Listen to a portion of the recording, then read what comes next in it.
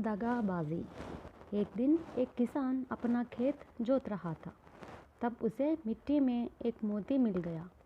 वह बहुत कीमती मालूम हो रहा था, इसलिए किसान एक जौहरी के हाथ बेचने के ख्याल से शहर की ओर चल पड़ा। जौहरी ने मोती की अच्छी तरह से जांच की और कहा, भाई साहब, यह मोती बड़ा कीमती है, मैं इसे 200 रुपयों में खरीदा सकता हूँ। किसान को आश्चर्य हुआ कि इस छोटे से मोती का ज़्यादा दाम कैसे मिल रहा है।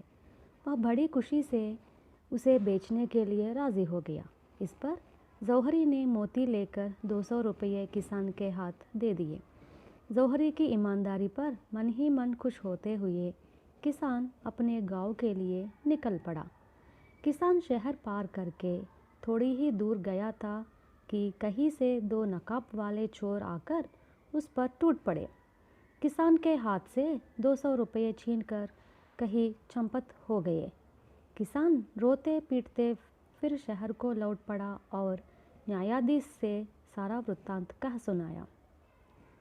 न्यायाधीश को जौहरी का बर्ताव विचित्र मालूम हुआ, क्योंकि बढ़िया से बढ़िया मोती भी 200 रुपयों से ज़्यादा नहीं बिकता। किसान ने जो मोती बेचा वह भले ही बढ़िया मोती हो, पर व्यापारी क्यों कर उसका पूरा दाम देगा? अलवा, इसके किसान भी रत्नों का पारख ही नहीं। ऐसे लोगों को तो व्यापारी पूरा दाम नहीं देता, बल्कि मुश्किल से उसका चौथा दाम देगा। यदि व्यापारी ईमानदार ठहरा तो आधा दाम देगा, मगर पूरा दाम देना तो आश्चर्य की बात ही लगी। न्यायाधीश ने व्यापारी की ईमानदारी की जांच करनी चाहिए। इसके साथ ही साथ उसने चोरों को पकड़ने का इंतज़ाम भी किया। इसके बाद न्यायाधीश ने किसान को 4 दिन बाद मिलने का आदेश दे भेजा दिया। वह साधारण पोशाकों पहनकर व्यापारी के पास पहुंचा और बोला, महाशय, मैं गांव से आ रहा हूं। मेरे गांव के ज़मींदार एक अंगूठी बनवाना चाहते हैं। उसमें बिठाने के लिए एक कीमती मोती चाहिए, चाहे उसका मूल्य ज़्यादा भले ही क्यों न हो। व्यापारी ने तुरंत किसान के हाथ से खरीदा मोती निकाला और कहा, साहब, मैंने कल ही इस मोती को एक व्यक्ति से 200 रुपयों में खरीदा है। 25 रुपये नाफे पर मैं इसे आपको बेच सकता हूँ। व्यापारी की ईमानदारी पर न्यायाधीश को कोई संदेह नहीं हुआ। मेरे पास मोल भाव करने का वक्त नहीं है, तुरंत मुझे अपने गांव जाकर यह मोती सुनार के साथ सौंपना है।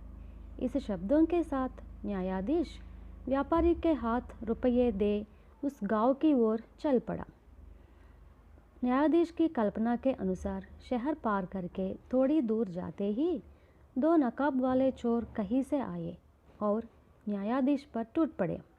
उसके हाथ का मोती छीन लिया, लेकिन दूसरे ही मिनट में न्यायाधीश के भटों ने उस चोरों को बंदी बनाया और उनके नकाब खोल दिया। वे चोर और कोई न थे, जौहरी और उसका नौकर थे। न्यायाधीश समझ गया कि जौहरी ईमानदारी से रत्नों का दाम क्यों देता है। उसने व्यापारी से किसान को 200 रुपये वापस दिलाए और व्यापारी को 10 साल की जेल की सज़ा सुनाई।